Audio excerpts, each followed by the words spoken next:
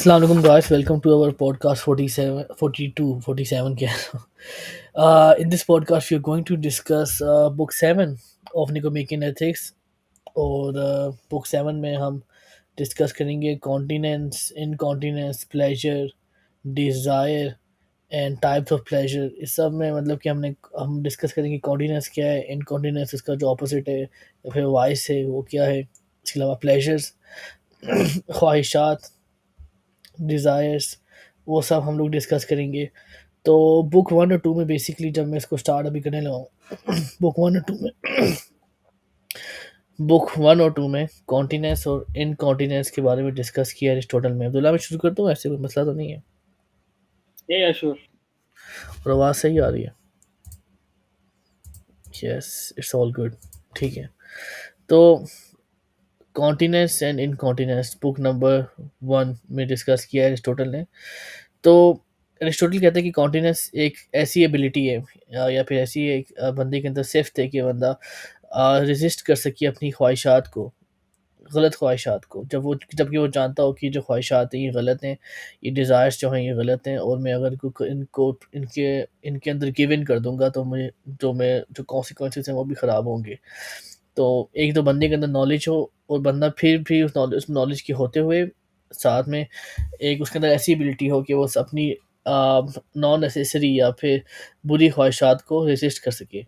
जबकि इनकॉन्टिनेंस ऐसी चीज़ है जो कि है which is a lack of will and lack of self control. जब इंसान को पता भी है कि जो डिज़ायर जिनके अंदर मैं इंडल्ज कर रहा हूँ वो सही नहीं है, but he still gives in his desires. और नॉलेज होने के बावजूद भी वो अपनी डिज़ायर्स को रेजिस्ट नहीं कर सकता, because of his weak will and because of lack of his self control. That state is called incontinence. उसके बाद आगे जाके Aristotle he tries to define continence in respect to doctrine of mean. Aristotle ये believe करते हैं कि continence जो है ये फुल वर्च्यू और फुल वाइस, ये जो दो एक्सट्रीम ऑपोजिट्स हैं, इन दोनों के बीच में एक स्टेट है। और एक कॉन्टिनेंट बंदा जो है वो हमेशा स्ट्रगल करता है, because he knows what is right and wrong. वो हमेशा रेजिस्ट करता है अपनी अपनी डिज़ायर्स को, टेम्पटेशंस को, और हमेशा सेल्फ कंट्रोल एक्सरसाइज करता है। जबकि एक जो बंदा है, जो फुली वर्चुअस बंदा है, उसके लिए अपनी डिज़ायर्स को रेजिस्ट करना बहुत ईजी होता है, because he knows what to do and what is right. So virtuous person जो है उसके लिए कोई वॉइस अवॉइड करना it's much easier than the person who is a continent person, because continent person is constantly fighting against his will and is constantly fighting of his temptations. उसके बाद Aristotle ये बताने की कोशिश करता है कि कॉन्टिनेंस जो है ये एक सेल्फ कंट्रोल की एक किस्म है। और ये इंसान के अंदर तभी आती है जब इंसान अपने मॉरल कैरेक्टर को डेवलप करता है, और अच्छे वर्चुअस सेक्स को बार बार प्रैक्टिस करने से उसके अंदर सेल्फ कॉन्टिनेंस की जो है खूबी पैदा होती है। और सेल्फ कॉन्टिनेंस की वजह से बंदा जो टेम्परेरी और शॉर्ट टर्म प्लेजर्स हैं उनको भी इजीली रेजिस्ट कर सकता है। और साथ में अरिस्टोटल ये बताता है कि continence is Indeed very helpful in leading a virtuous and happy life. उसके बाद Aristotle comes towards the causes of incontinence. Aristotle argue करता है कि इनकॉन्टिनेंस की जो मेन वजह जो है वो है lack of self control and lack of will. जबकि बंदे को पता हो कि क्या रॉन्ग है, उसकी जो शॉर्ट टर्म डिज़ायर है वो लॉन्ग टर्म में उसको कितना बुरा उसकी सेहत पे इफ़ेक्ट करेगी, या किसी भी फैक्टर पे उसकी नरिशमेंट में या फ्लरिशमेंट पे इफ़ेक्ट करेगी, मगर फिर भी वो डिज़ायर को या फिर उस प्लेजर को रेजिस्ट नहीं कर सकता, और ईज़िली फॉल कर जाता है इन दैट वॉइस। तो इनकॉन्टिनेंस की जो मेन बेसिक वजह है वो है lack of self control and you can say weakness of will. उसके अलावा आगे जाके एरिस्टोटल डिस्कस करता है कि कॉन्टिनेंस की वजह क्या हो, कि के पीछे जो वजह हैं वो क्या है। एरिस्टोटल को बताने की कोशिश करता है कि कॉन्टिनेंस की जो बेसिक रूट है वो है स्ट्रॉन्ग विल होना। स्ट्रॉन्ग विल इंसान जो है वो कभी भी किसी भी टेम्पटेशन को रेजिस्ट कर सकता है, इवन कि जब वो डिफ़िकल्ट हो। ही हैज़ स्ट्रॉन्ग विल, वो इजीली रेजिस्ट कर देता है उस टेम्पटेशन को through his will. Because will तभी आती है इंसान के अंदर जब बंदे के अंदर एक लॉन्ग टर्म गोल होता है। जब बंदे के माइंड में एक लॉन्ग टर्म गोल होता है, उसके अंदर स्ट्रॉन्ग विल पैदा होती है, he easily resist short term pleasures. उसने कहा है कि ये जो इंसान के अंदर स्ट्रॉन्ग विलनेस जो है ये बंदा तभी अपने अंदर पैदा कर सकता है थ्रू कल्टीवेशन या फिर through practice of we can say through practice और हैबिचुएशन के ज़रिए अपने अंदर स्ट्रॉन्ग विल पैदा कर सकता है।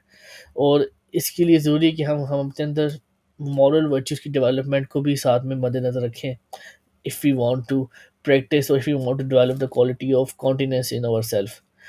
उसके बाद है उसके बाद उसने डिस्कस किया सेल्फ अवेयरनेस को या फिर सेल्फ नॉलेज को in regards to continence and incontinence. वही एरिस्टोटल डिस्कस करता है कि जो कॉन्टिनेंट इंसान है या फिर इनकॉन्टिनेंट इंसान है, both of them might be self aware या फिर they both may have knowledge के उनके जो एक्शंस हैं उनका रिजल्ट क्या होगा। अगर वो अच्छे एक्शन कर रहे हैं, अच्छे एक्शंस का रिजल्ट क्या होगा। अगर वो बुरे एक्शंस कर रहे हैं because they give in to their desires and they seek temporary pleasures, वो उससे भी अवेयर होंगे। सो आप भी कह सकते हो कि जो ज़रूरी नहीं है कि कॉन्टिनेंट इंडिविजुअल जो है वो हमेशा ही मतलब कि इसका अपर हैंड होता है अपनी डिज़ायर्स के ऊपर। Continent individual is always struggling against his temptations and desires because he is a human after all. और मगर उसके अंदर जो स्ट्रॉन्ग स्ट्रॉन्ग विल है, जो उसके अंदर एक लॉन्ग टर्म गोल है, it enables him to resist those short term we can say pleasures. जबकि जो इनकॉन्टिनेंट आदमी है उसको सेल्फ अवेयरनेस होती भी है अपनी एक्शन की, मगर वो रेजिस्ट नहीं कर सकता बिकॉज ऑफ इस वीक विलनेस। सो उसके बाद जो है एरिस्टोटल आर्ग्यू करता है कि सोक्रेटिस का, हमें पता है अब्दुल्ला, हमने जब सोक्रेटिस के बारे में डिस्कस किया था, सोक्रेटिस ये कहता है कि सारी जो दुनिया में रॉन्ग डूइंग्स होती हैं वो सारी they are all results of ignorance या जहालत, या फिर इंसान की इग्नोरेंस जो है उसकी वजह से सारी दुनिया में रॉन्ग डूइंग्स होती हैं। And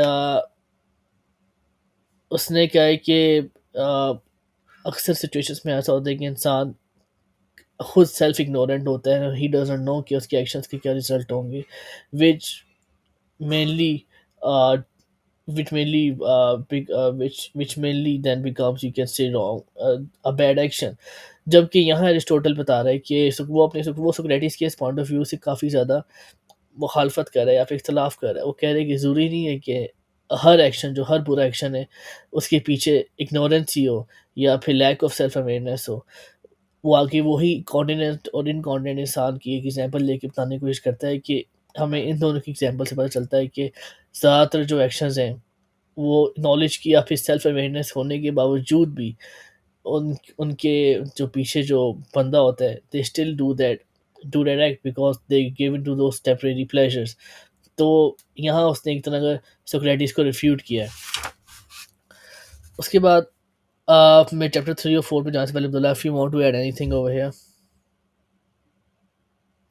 Yeah, you right. In one sense, he refutes Socrates in saying that ignorance is not the root of all evil.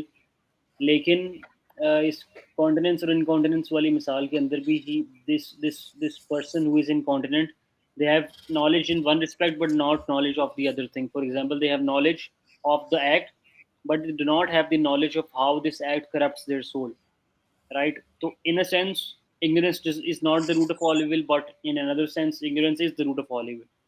So it depends कि आप इसको किस context में देख रहे हो. In both the contexts, it works, I think so.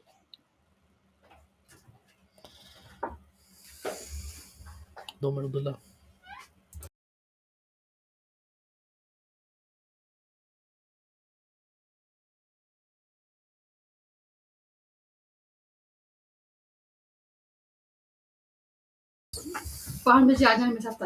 Okay, no worries. अम्मा कह रही है तारी बनाने आ जाना थोड़ी देर बाद। मैंने कहा अच्छा भाई, नो वरीज। तो yes, from here we go towards chapter 3 and 4। पहले मैंने चैप्टर 1 एंड 2 को साथ में ही डिस्कस कर लिया, and now we are going to discuss chapter 3 and 4। यहाँ इस चैप्टर 3 और 4 में आप भी कह लो कि Aristotle is arguing whether pleasure is a fundamental part of human soul और नो, ह्यूमन नेचर का फंडामेंटल पार्ट है कि नहीं। तो आर्ग्यू इसी नतीजे में पहुँचता है, एरिस्टोटल इसी नतीजे में पहुँचता है कि yes, pleasure is a fundamental part of human nature because ये हमारी ख्वाहिशात के साथ क्लोजली रिलेटेड होता है। और प्लेजर्स जो हैं वो ज़्यादातर आप ये कह लो कि एक सब्जेक्टिव एक्सपीरियंस है, और ये इंसान की डिज़ायर्स के मुताबिक जब तक वो फुलफ़िल ना हो हमें प्लेज़र नहीं मिलता। एंड यू कैन से it is also closely tied to our sensory experiences as well. Whether those sensory experiences are related to our eyes, ears, tongue, nose. तो यस इसके अलावा आगे जाके एरिस्टोटल डिस्कस करता है एक्सटर्नल सर्कमस्टेंसेस और attitudes towards pleasure. उसके बाद एरिस्टोटल ये कहता है कि जो मेन डिफरेंस है कॉन्टिनेंट और इनकॉन्टिनेंट इंडिविजुअल में वो उनके एटीट्यूड का फ़र्क है टूवर्ड्स देयर एक्सटर्नल सर्कमस्टेंसेस। क्योंकि जो एक कॉन्टिनेंट आदमी होगा उसके अंदर एबिलिटी होगी कि वो अपनी डिज़ायर्स को चाहे डिफ़िकल्ट सर्कमस्टांसेस में भी हों वो अपनी डिज़ायर्स को फाइट ऑफ करेगा। जबकि एक इनकॉन्टिनेंट आदमी है he gives into his desires and temptations even the circumstances are easy for him, even the circumstances are not difficult for him। तो circumstances जो हैं they can play an important, साथ ही में एस्टोरली बात भी एक्नॉलेज करता है कि yes circumstances can play important role in person's behavior। और एस्टोरल साहब ने ये भी emphasize करता है कि इंडिविजुअल हैबिट्स और कैरेक्टरिस्टिक्स जो हैं वो भी इंसान के बारे में इंसान के कॉन्टिनेंट और इनकॉन्टिनेंट होने में बड़ा किरदार अदा करती हैं। उसके बाद क्या है do you want me to go with into the syllogism के जो एनालॉजी है उसके बारे में डिस्कस करूँ कि ना करूँ?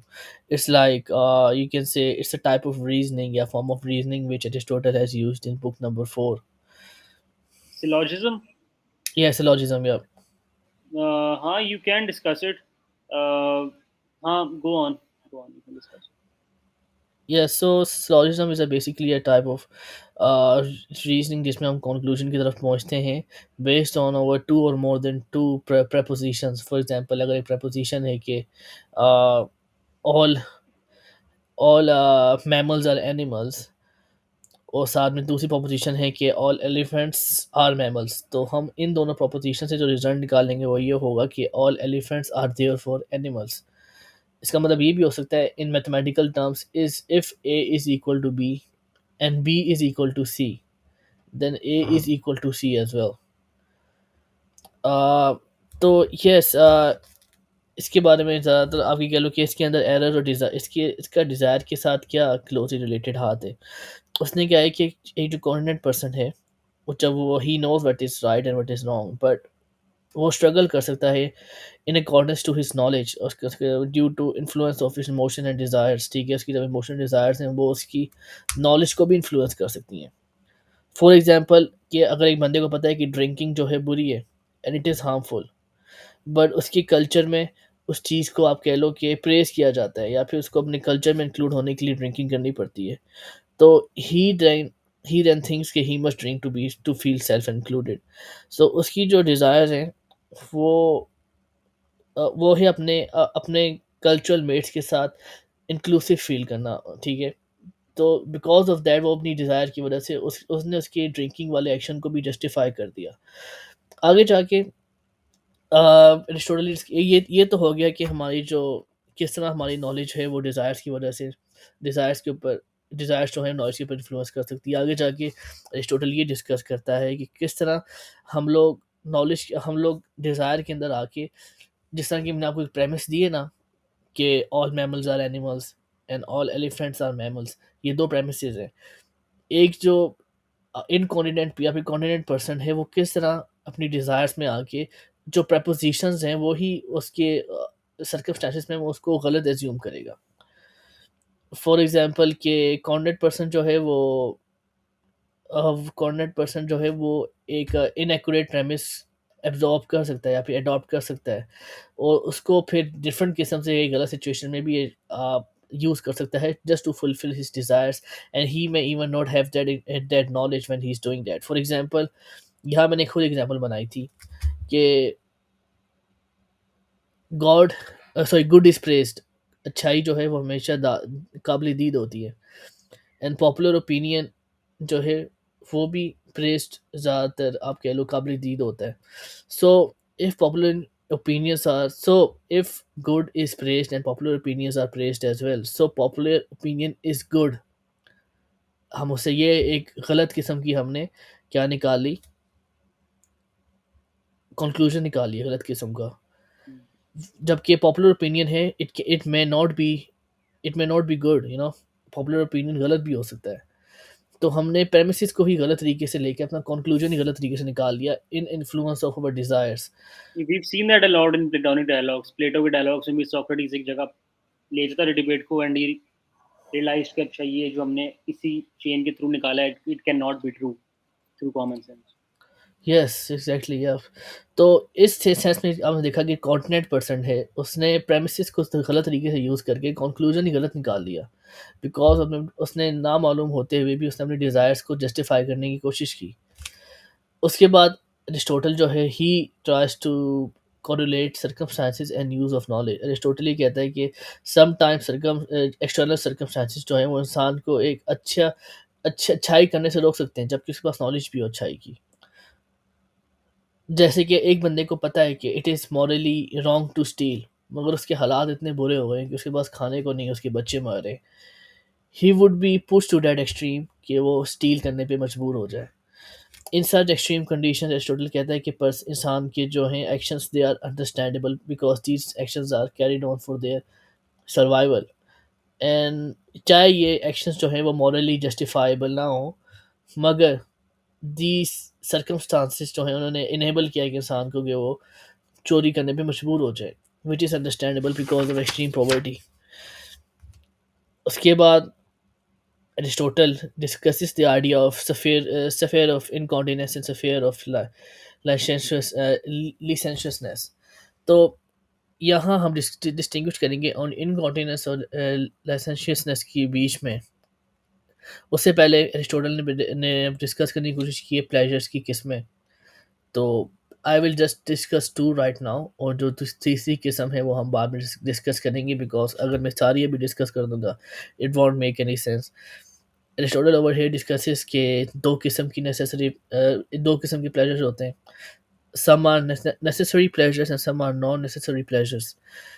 फिजिकल प्लेजर्स जो हैं, जैसे कि जो हमारे खाने के साथ, हमारे खाने पीने सेक्स के साथ इस तरह की चीज़ें होती हैं जो हमारी हेल्दी लाइफस्टाइल या हेल्दी बॉडी या flourishment of mind, healthy flourishment को सस्टेन करने के लिए ज़रूरी होती हैं, वो नेसेसरी प्लेजर्स हैं। एंड वो अपने मतलब they are not desirable in themselves, they are just desirable because they are essential for our flourishment.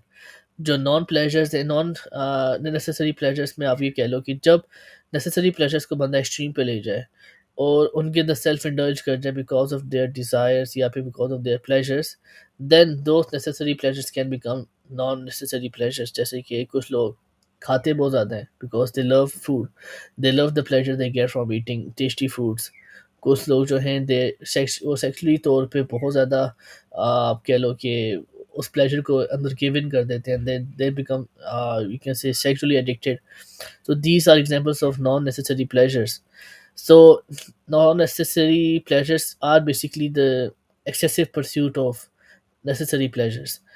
और this may also you can say ये हमारे moral decay this can also result in moral decay as well।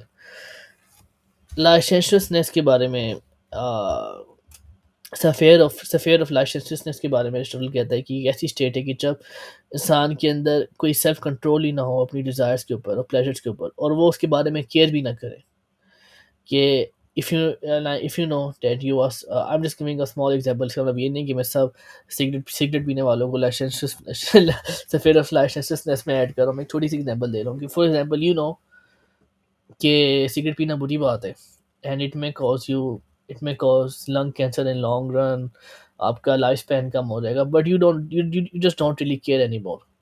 ठीक है, आपको पता है कि ये एक्ट गलत है, या फिर आपको पता है कि चोरी करना गलत है या डकैती मारना गलत है, आप फिर भी आप you don't really care because you don't give a dam. आप केयर ही नहीं करते, आप जस्ट इजीली अपनी डिज़ायर्स को फॉलो करते हो, you just follow your desires even when you have the knowledge, because you don't really care about that knowledge। और because ऐसे लोगों में क्या होता है कि इनके अंदर सोशल या मॉरल नॉर्म्स जो होते हैं वो डेवलप नहीं हुए होते हैं, या फिर उनकी आप कह लो कि they are not morally virtuous, उन्होंने कभी मॉरल वर्च्यूज को प्रैक्टिस ही नहीं किया होता। So that is why they don't really care कि उनके जो एक्शंस हैं followed by their desires, extreme desires और pleasures, even if they make harm, they don't really care. They just follow those actions or those desires without even thinking, without even contemplating, because they don't really care. तो ये कह सकते हो कि it is also the inability to resist as well, which leads to excessive indulgence in pleasures and desires, और basically इसके अंदर non necessary pleasures basically ज़्यादा तौर पे आते हैं। आगे जाके वो डिस्कस करता है, हमने सफ़ेयर ऑफ लाइसेंशियसनेस डिस्कस कर ली, आगे आगे डिस्कस होता है sphere of incontinence. It's refers to a state, मतलब कि जब इंसान के अंदर थोड़ा बहुत सेल्फ कंट्रोल होता है ओवर हिज डिज़ायर्स, थोड़ा बहुत सेल्फ कंट्रोल अपनी डिज़ायर्स और प्लेजर्स के ऊपर होता है, but he still prone to giving in to his temptations. ये जो बंदा है, इसके अंदर एक स्ट्रगल वाला एलिमेंट होता है, ये स्ट्रगल कर रहा होता है रीज़न और डिज़ायर के बीच में। He is trying to fight off his temptations, because he he is using some kind of reasoning to think that कि जो एक्शन कर रहा है वो एक अनजस्टिफाइबल एक्शन है। He has some knowledge and he is using that knowledge to draw conclusions which are which are acting him to resist those temptations. He's struggling. He might do those unjustifiable acts, and he might give in to his pleasures. But at the same time, in some situations, he's also struggling. He's also fighting off his temptations as well. तो यहाँ Aristotle ये कहता है कि sphere of लाइसेंशियसनेस के अंदर जो आदमी है ना, वो ज़्यादा ही बुराई में गिर चुका है, जबकि जो सफ़ेयर ऑफ इनकॉन्टिनेंस में जो आदमी है, he still has some hope, because उसके अंदर फिर भी अभी थोड़ा बहुत एलिमेंट है सेल्फ कंट्रोल वाला। और ही सेज कि ये जो सफ़ेयर ऑफ इनकॉन्टिनेंस वाली सिचुएशन है, it is more common in our society, because हमारे जो इनके लोग हैं, they often do wrong things and do they because they do have knowledge at the same time they are also struggling fighting off those temptations. So he's saying कि जो incontinence वाली situation में जो बंदा है, he still has some hope, और जो लाइसेंशियस person है, उसका उसके हमें कोई होप नहीं कर सकते, because he has fallen deep into his desires, even to that extent that he doesn't even care what is right and what is wrong. He doesn't bother to think, and he doesn't bother to reason from, you can say, from certain premises. इसके बाद last में जाके chapter 5 में जाके Aristotle discuss करता है morbid pleasures को। Morbid pleasures जो हैं, दे आर प्लेजर्स जो कि हमारी डिस्ट्रक्टिव बिहेवियर के साथ एसोसिएटेड होते हैं। और ये जो प्लेजर्स हैं, ज़्यादातर एक सेंस ऑफ एक्साइटमेंट या फिर थ्रिल या फिर ऐसी एक्टिविटीज़ के साथ कनेक्टेड होते हैं जो कि एक सोसाइटी में टैबू हों। और यू कैन से, मगर जो पर्सन है वो उसको ये एक्शंस करने में उसको थ्रिल मिलता है, एक्साइटमेंट मिलती है, because those actions are not socially accepted in this society. तो जो एरिस्टोटल कहता है कि ये जो है ना मॉर्बिड प्लेजर्स, ये बेसिकली ट्रू प्लेजर्स नहीं है, बिकॉज ये जो प्लेजर्स हैं, they are not in line with human flourishment. इतने नेसेसरी प्लेजर्स थे ना, मतलब कि वो इंसान की फ्लरिशमेंट के साथ कनेक्टेड थे। नॉन नेसेसरी प्लेजर्स इस तरह कनेक्टेड थे कि वो जब हम नेसेसरी प्लेजर्स को एक्सट्रीम पे ले जाते हैं, it becomes non necessary pleasures. जबकि मॉर्बिड जो प्लेजर्स हैं, इनका कोई कनेक्शन ही नहीं है ह्यूमन फ्लरिशमेंट के साथ। फॉर एग्जांपल के जो मॉर्बिड प्लेजर की एग्जांपल ये हो सकती है कि जो लोग क्रिमिनल एक्टिविटीज़ के अंदर इंडल्ज करते हैं, such as violence, such as sexual violence भी आप उसमें कह सकते हो। इस तरह की जो टैबू जो है, सोशली टैबू एक्टिविटीज़ में एंगेज करते हैं, just because they get a sensation of excitement. तो ये जो मॉर्बिड प्लेजर्स हैं, they are not connected to our flourishment, they are just connected to that thought और to that sensation of excitement. तो like, do you want to add anything over here? यार वो इसके बाद राइट प्लेजर्स की भी बात करते हैं, जिस तरह कॉन्टेम्पलेशन और द परस्यूट ऑफ विजडम, कि इनमें एक डॉक्ट्रिन ऑफ मीन नहीं अप्लाई होता, क्योंकि ये नेसेसरीली अच्छे ही होते हैं नेचर, और इनको एक्सेस में कंज्यूम करने से आपको नुकसान नहीं होगा, बल्कि आपको फ़ायदा ही होगा। These are very few pleasures लेकिन these are called the right pleasures. ये दूसरी डिस्टिंक्शन है, पहले वो नेसेसरी नॉन नेसेसरी बताता है, फिर टुवर्ड्स द एंड राइट और फॉल्स में डिस्टिंग्विश करता है।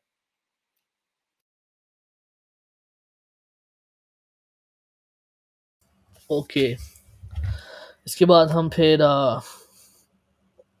Concept of moral weakness discuss किया है एरिस्टोटल ने इन चैप्टर नंबर 6। वही ही जस्ट कीप्स एरिस्टोटल की बुक्स का ही मसला है कि वो अक्सर चीज़ों को बार बार रिपीट करता रहता है। मे बी बिकॉज दोस्त वर नोट्स, कि जो लेक्चर्स में नोट्स यूज़ करता था। But yes again over here वो ये कहने की कोशिश कर रहे हैं कि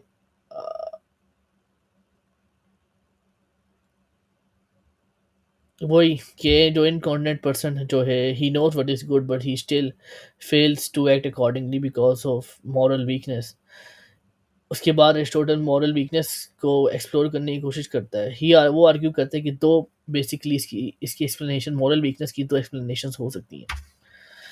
और आइदर की जो है जो पर्सन उसके अंदर सेल्फ कंट्रोल ना हो, या फिर एक बंदा जो है उसके अंदर मॉरल वर्च्यू ही ना हो, उसके अंदर मॉरल वर्च्यू लैक करता हो। सेल्फ कंट्रोल जो है वो है एबिलिटी टू रेजिस्ट टेम्पटेशंस, और मॉरल वर्च्यू ही जो है हमने ऑलरेडी डिस्कस कर चुके हैं कि वो हैबिचुअल करेक्टर होता है जिसके अंदर इंसान इट इज यू कैन से इट इज हैबिचुअल कैरेक्टरिस्टिक जिसके जिसके अंदर इंसान अच्छे एक्ट्स जो है उनको अकॉर्डिंगली परफॉर्म करता है। उसके बाद एरिस्टोटल वो ये आर्ग्यू करता है कि जो मॉरल वीकनेस है it involves lack of self control, और इसके अंदर लैक ऑफ सेल्फ कंट्रोल वाला जो है ना, सेल्फ कंट्रोल की जो लैकनेस है वो ज़्यादा है rather than the लैकनेस of moral virtue. उसके बाद ही ऑल्सो वो हमें ये भी आर्ग्यू करता है कि जो पर्सन जो है who acts against their better judgement, they do so because they are overcome by their desires and not because they lack the knowledge of what is good. उनके अंदर ज़रूरी नहीं है कि उनके अंदर नॉलेज ही नहीं है कि what is good when they are performing those bad acts. It's usually the other way around कि उनके अंदर नॉलेज नॉलेज होती है but they are still overcome by their desires. So moral weakness is a form of incontinence rather than आप ये कह लो than that of ignorance। ये ignorance के साथ इतना क्लोज रिलेटेड नहीं है जितना कि moral weakness के साथ कनेक्टेड है, और moral weakness में भी इसमें लैक ऑफ सेल्फ कंट्रोल वाला एलिमेंट ज़्यादा होता है rather than the rather than lack of moral virtue। अगर आपके अंदर moral virtue ना भी हो, आपके अंदर सेल्फ कंट्रोल हो, you can still avoid your temptations। Do you agree, Abdullah, over here? यार I think so, I agree, because वो एक और डिस्टिंक्शन भी बताता है कि एक लाइसेंशियस बंदा जो है उसको चेंज करना ज़्यादा आसान होता है एक इनकॉन्टिनेंट इंसान से। एक लाइसेंशियस इंसान कम से कम एक कॉन्शियस चॉइस के थ्रू या फिर अपनी विल का अपनी मर्जी से वो एक्ट कर रहा होता है, जितना भी वो एक्ट बुरा है। बट एक इनकॉन्टिनेंट इंसान, उसके अंदर विल ही नहीं है, और उसको मनाना बहुत मुश्किल है क्योंकि ही इज़ नॉट रीज़नेबल, या फिर उसकी उसकी विल ही नहीं है उस काम को करने या ना करने की। तो that is why I think so, I believe it, कि आपके अंदर अगर तो एक अवेयरनेस नहीं होएगी, अगर आपके अंदर अवेयरनेस नहीं होगी तो आपके पास विल नहीं होएगी कि आपको ये काम करना चाहिए कि नहीं करना चाहिए, और आपका जो बेस डिज़ायर्स होते हैं they will rule you. You will not be ruled by a will और बाय बाय योर रीज़न। आप जब जस्ट जस्ट जो चीज़ आपको whatever the moment calls for, you will do that thing. तो yeah in that sense I totally agree. What do you think वैसे? नहीं, वैसे बात तो सही है कि आ, चाहे एक इंसान के अंदर he is not morally virtuous, मगर उसके अंदर एक सेल्फ कंट्रोल वाला एलिमेंट है। He can control his self, then I think सो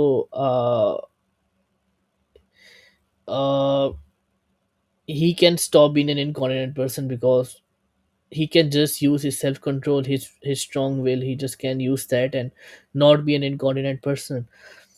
और ज़रूरी ना हो कि उसके अंदर मॉरल वर्च्यूज, फॉर एग्जांपल कि एक बंदा जो है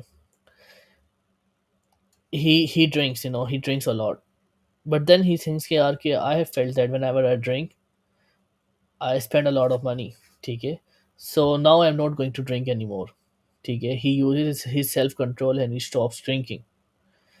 अब ओवर हेयर उसने इस ड्रिंकिंग इसलिए स्टॉप नहीं की बिकॉज ऑफ हिज मॉरल वर्चुअसनेस। उसने ये ड्रिंकिंग इसलिए स्टॉप नहीं की यार कि when ever I drink I am not in my right senses. I do things which are stupid and which are dangerous to others as well. So I will stop drinking. No, he just uses his self control and he stops doing that bad act. So he just, so in this example अभी कह सकते हैं कि he just used his self control and he just stopped being an incontinent person. ज़रूरी नहीं है कि बंदा अपनी moral virtuousness की वजह से incontinence से दूर हो. It can be because of you can say self control as well. Abdullah, what do you think? This example is good in that sense or not? Or do you have any other example in your mind? यार, I think that's a good example, क्योंकि like you said, एक एक चीज़ के ऊपर या अपने आप के ऊपर सेल्फ कंट्रोल होने के लिए ज़रूरी नहीं होता कि यू नो कि वो उस चीज़ की मोरालिटी क्या है। ये काम बुरा है, अच्छा है, आप उसको किसी और वजह से भी रीज़न थ्रू करके अपने ही फ़ायदे के लिए उस चीज़ को रोक सकते हो। जस्ट लाइक दिस मिसाल। तो उसी तरह आई थिंक सो कि अगर आपके पास नहीं भी अवेयरनेस होती है ऑफ ऑफ ऑफ कि ये चीज़ मॉरल है, वर्चुअस है या फिर विशियस है, लेकिन अगर आप चाहो तो आप उसको कंट्रोल में ला सकते हो और सेल्फ कंट्रोल और अपनी एक विल बिल्ड कर सकते हो, and that again happens through a process of habituation through constant practice, but it's totally possible. So you can say कि practice of self control is different than practice of moral virtuousness. Moral virtuousness की habituation जो है वो habituation जो है वो इंसान को virtuous इंसान बनाती है, और सेल्फ कंट्रोल की अभी कह लो प्रैक्टिस या फिर हैबिचुएशन वो इंसान को एटलीस्ट इनकॉन्टिनेंट तो होने नहीं देती. What do you think in that यार आई सेंस? थिंक सो कि it's a pleasure in it, sorry, it's a virtue in itself, क्योंकि कॉन्टिनेंस का मतलब ही ये होता है having self control in sexual matters. ये जो इसकी ओरिजिनल डेफिनेशन है, तो कॉन्टिनेंस, अगर having self control in sexual matters इसकी डेफिनेशन है, तो कॉन्टिनेंस तो एरिस्टोटल ने वर्च्यू बोला हुआ है इसको। एरिस्टोटल में भी बात करते, तो आई पर्सनली थिंक सो कि सेल्फ कंट्रोल आपको काफ़ी विशियस चीज़ों से बचाती है, तो इट इज़ और it should be regarded as a Oh, virtue it's itself. true as well. Yes, yes. Okay, no worries. इसके बाद हम चैप्टर 7 की तरफ चलते हैं. इसके अंदर डिस्कस करता है एरिस्टोटल सॉफ्टनेस और कॉविडनेस को एक तरह से डिस्कस करता है. What is cowardice and what is softness? तो एरिस्टोटल कहते हैं कि सॉफ्टनेस जो है it is a form of moral weakness, जिसमें इंसान के अंदर एबिलिटी ही नहीं होती कि वो किसी भी किस्म का दर्द सह सके, किसी भी किस्म की डिफ़िकल्टी को एंड्योर कर सके. वो ये कहता है कि जो मॉरली सॉफ्ट पर्सन है या फिर जो सॉफ्टनेस जो है वो एक एक डेंजरस एथिकल सिचुएशन है, बिकॉज इसके अंदर इंसान जो है वो बेहतर तरीके से फ्लरिश नहीं कर सकता. और साथ ही में एरिस्टोटल ये भी कहते हैं कि softness is different from cowardice because as it involves person's ability to endure pain or difficulty when they are not in danger. Because उसने कहा है कि सॉफ्ट पर्सन जो है वो हमेशा डिफ़िकल्टी और पेन को अवॉइड करेगा even when he is not in danger. Even when the circumstances are favorable for him, he would still avoid pain and difficulty. जबकि जो एक कॉवर्ड आदमी होता है, he only tries to avoid pain or difficulty when he is in danger. So उसने कहा है कि कॉवर्ड और एक सॉफ्ट इंसान के बीच में ये फ़र्क है. उसने कहा है कि इंडोरेंस जो है वो एक एबिलिटी इंसान के अंदर होती है जो कि इंसान को डिफ़िकल्टी सहने की आप ये कह दो कि पावर देती है. और फॉर एग्जांपल कि जो इंडोरेंस इज़ बैक्ड बाय, यहाँ उसने एरिस्टोटल ने कहा कि endurance is basically backed by power of will.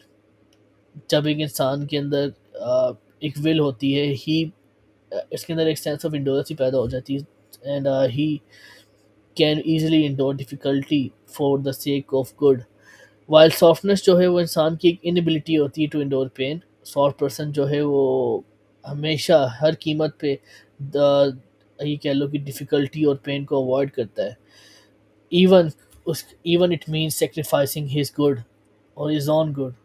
He knows कि even like in this situation, if I avoid difficulty or endure pain, it will be good for me in the long term. But he avoids that. Even when he knows कि अगर मैं इसको अभी avoid करूँगा it will be equal to me sacrificing my good और my flourishment, he would still do that because he is a soft person basically. Abdullah, do you want to add anything over here man? मेरा गला सूख गया बोल बोल के। यार, I think so towards the end वो प्लेजर ऑन इट्स सोल की बात करता है। काफ़ी फिलोसफर जो है ना, वो आप कह लो कि एक बहुत एक्सट्रीम पे ले जाते हैं उस चीज़ को, और वो कहते हैं फॉर एग्जांपल द स्टोइक्स और जो एपिक्यूरियंस की बड़ी बैटल चल रही थी उस ज़माने में, एरिस्टोटल के ज़माने में, उससे पहले भी। और obviously Aristotle being a philosopher must have also red those works of Stoics saying कि यार प्लेजर ऑन इट्स होल ही बुरा है, एपिक्यूरियन सेइंग कि यार ज़िंदगी का मकसद ही प्लेजर है, और जो आपके लिए एक्सपीडिएंट हो, इवन दो वो मॉरल ना हो, जो आपके लिए बेहतर हो, प्लेजरेबल हो, उसको परस्यू करो। हीडोनिस्ट्स का स्टैंस भी ये है कि ज़िंदगी का मकसद ये है कि आपने जो प्लेजरेबल कोर्स ऑफ एक्शन है उसको चेस करो over the course of action जो कम प्लेजरेबल है उससे। तो एरिस्टोटल कहता है कि भाई ये दोनों एक्सट्रीम्स गलत, does not like the extremes. आप अच्छा सॉरी, तो आप ये करो कि आप ट्रीट करो प्लेजर्स ऑफ द माइंड को as being preferable over pleasures of the body, क्योंकि प्लेजर्स ऑफ द बॉडी के अंदर आप एक ट्रैप में फंस सकते हो जो कि एक्सेस का ट्रैप है। Pleasures of the mind however, वो कहता है कि उसमें राइट प्लेजर्स आते हैं, लेकिन आपको देखना पड़ेगा इसको भी फिगर आउट करने के लिए। You will need to have awareness, you will need to have self control, ताकि जब आप एक से गुजर रहे हो, प्लेजर्स ऑफ द बॉडी से आप गुजर रहे हो, तो आप अपने आप को संभाल सको, फिर आप रियलाइज करो कि this pleasure of the mind, जो वर्च्यू की नॉलेज या अपनी सेल्फ अवेयरनेस की नॉलेज लेके आती है, आपको प्लेजर देती है कि चलो अच्छा, मैं इग्नोरेंट इंसान था लेकिन आज मैं अपने आप को जानता हूँ, ये एक प्लेजरेबल फीलिंग होती है ऑफ हैविंग नॉलेज। तो आप इसको अटेन करोगे, इससे पहले आपके अंदर सेल्फ अवेयरनेस होनी ज़रूरी है। तो that is something he mentions.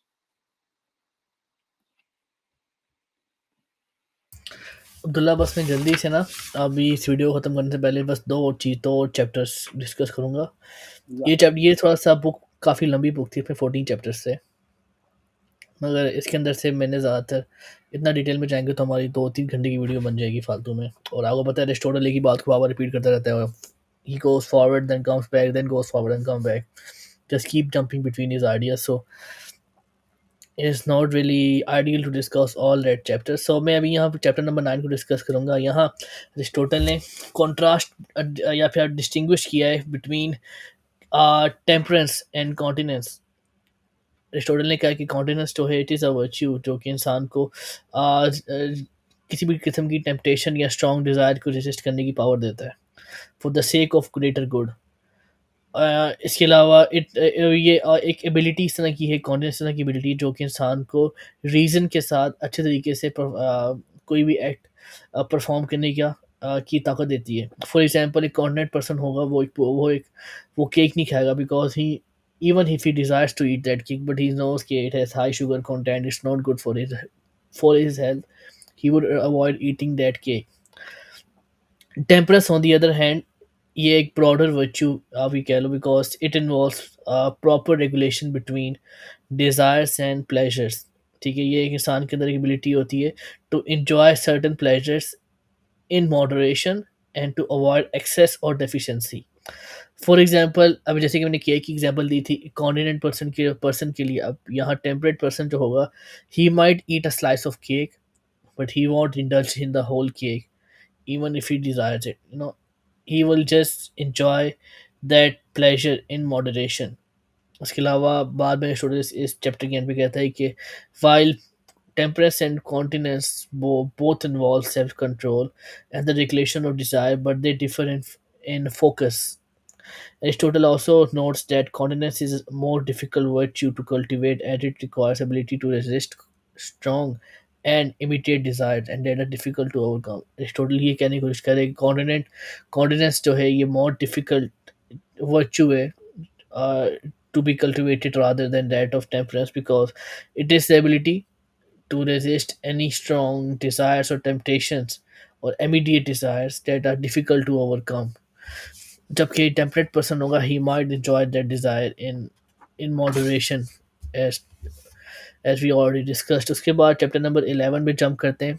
यहाँ प्लेजर्स के रिगार्डिंगली अरिस्टोटल ने थ्री पॉइंट्स डिस्कस किए, जो कि three point of critical views जो थे, जो उस दौर में प्लेजर्स के रिगार्डिंग डिफरेंट फिलोसफर्स या डिफरेंट लोग जो थे वो बिलीव करते थे, और इन सब को उसने, इन तीनों क्रिटिकल व्यूज को उसने रिफ्यूट किया। पहला क्रिटिकल व्यू ये है कि pleasure is not good at all, pleasure बिल्कुल भी गुड नहीं है, it is just only purely subjective, rather it has no objective value. Subjective is मतलब कि pleasure is only enjoyable in itself, उसकी कोई अपनी ऑब्जेक्टिव वैल्यू नहीं है। अरिस्टोटल ये आर्ग्यू करता है कि प्लेजर जो है इंसान की फ्लरिशमेंट के लिए, इंसान की लाइफ के लिए ज़रूरी है, और ये इंसान की सोशल नॉर्म्स, वैल्यूज़ और एक्शंस के साथ क्लोजली रिलेटेड होता है प्लेजर। साथ ही में अरिस्टोटल ये बात भी कहता है कि pleasure is good in so far कि जब pleasure is closely connected to the pursuit of virtuous acts. Number two critical view जो था प्लेजर के हवाले से, वो ये था कि pleasure is the ultimate good. इसके इस क्रिटिकल व्यू के मुताबिक प्लेजर्स जो हैं उनकी अपनी एक इंट्रिंसिक वैल्यू है, और जो बाकी जो सारे अदर वर्चुअस एक्ट्स हैं या फिर जो सारे गुड्स हैं, they are only valuable if they bring some kind of pleasure. ठीक है, प्लेजर जो है वो अपने आप में ही एक गुड है, जबकि जो बाकी जो हम अच्छे काम करते हैं वो हम प्लेजर के लिए करते हैं। So pleasure is the main, और you can say is the ultimate good. Aristotle argue करता है कि बाकी जो गुड्स हैं जैसे कि नॉलेज, फ्रेंडशिप, ये भी इसी तरह के आप कह लो वर्चुअस या फिर गुड्स हैं, जो कि अपने ही अंदर they are intrinsically valuable as well. We say knowledge for not for the sake of pleasure but for the sake of knowledge basically. और फ्रेंडशिप के साथ भी यही सीन है, तो उसने कहा है कि सिर्फ प्लेजर एक इंट्रिंसिक वैल्यू नहीं लेके आता, नॉलेज, फ्रेंडशिप, ये भी इसी तरह की चीज़ें जो कि अपनी एक इंट्रिंसिक वैल्यू अपने साथ लेके आती हैं। सो दिस मीन्स के pleasure is not the ultimate good after all. Number three critical view क्या था कि pleasure is harmful and leads to moral corruption. इसको एरिस्टोटल ने आर्ग्यू किया है कि प्लेजर जो है वो कोई इनहेरेंटली कोई बुरी चीज़ नहीं है, इट्स नॉट हार्मफुल और करप्टिंग, रादर जो है इसका एक्सेस एक्सेस जो है या फिर इसका जो मिस यूज़ है प्लेजर का, it can lead to moral corruption. क्योंकि अगर हमने अभी ऑलरेडी डिस्कस किया, प्लेजर्स में ही नेसेसरी प्लेजर्स आते हैं जो कि इंसान की फ्लरिशमेंट या फिर इंसान की लाइफ के साथ कनेक्टेड हैं, अच्छी एक एक गुड लाइफ गुजारने के साथ कनेक्टेड है। जब हम उन नेसेसरी प्लेजर्स को एक्सट्रीम पे ले जाते हैं, दोस्त necessary pleasures become non necessary pleasures, and then that leads to our moral decay, our corruption of our soul, and all that. So pleasures are not harmful in themselves, rather it depends upon the use of pleasures. Okay, Abdullah, I think so this should be all while discussing book number 7. Do you want to add anything over here, or anything I missed, Abdullah? नहीं यार, you went through it in great detail. ये book 7 थी, अब आगे 3 किताबें हो रहे हैं अभी। we've gone through, this is only the first book of Aristotle, और हम बुक बाय बुक लेके जा रहे हैं, क्योंकि लाइक यू सो अभी भी इतनी मैक्स डिटेल में नहीं थी। अगर हम चाहते तो लाइक यू सेड 2-3 घंटे की बन जाती। तो अभी एरिस्टोटल की एक किताब है ये जो हम अभी पहली गो थ्रू कर रहे हैं, निकोमेचियन एथिक्स के बारे में। बाद हम मेटाफिजिक्स करेंगे। बट यस, अभी 3 किताबें और रहती हैं जिसकी जो अभी अपलोड होंगी in the next 2 weeks, then we'll move on to metaphysics and politics and so on. तो yeah, let's end this here, I think सो।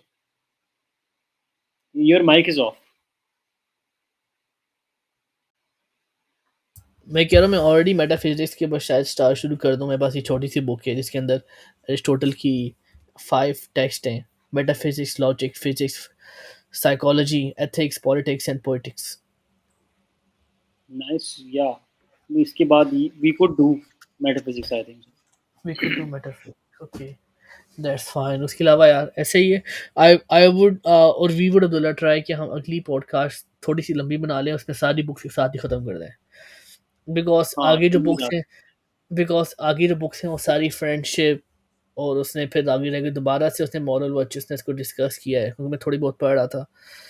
तो I think so we if you know not if you don't even go in that detail, it would be fine with those books, because उसमें ज़्यादातर हमने पिछली books को detail में cover कर लिया है, and there are some extra notes in those later books. He So repeats many things यार, डॉक्ट्रिन ऑफ मीन yes, वो लेके आता है दोबारा फ्रेंडशिप वाली चीज के अंदर बुक 8 में। वही ना, तो कोशिश करेंगे अगली पॉडकास्ट एक या 1.5 घंटे की बना लें और सारी बुक्स उसमें मुका दें, क्योंकि if we go on like this बहुत टाइम हो जाएगा, बहुत ज़्यादा टाइम लग जाएगा। ऐसा है कि नहीं? It will yeah be very tiring for us. No worries Abdullah, if you want to add anything you can add Abdullah, उसके बाद हम बस यहीं बुक को ख़त्म कर देते हैं फिर। No yeah I think so we should end that's fine, thank you very much Abdullah. Till then take care.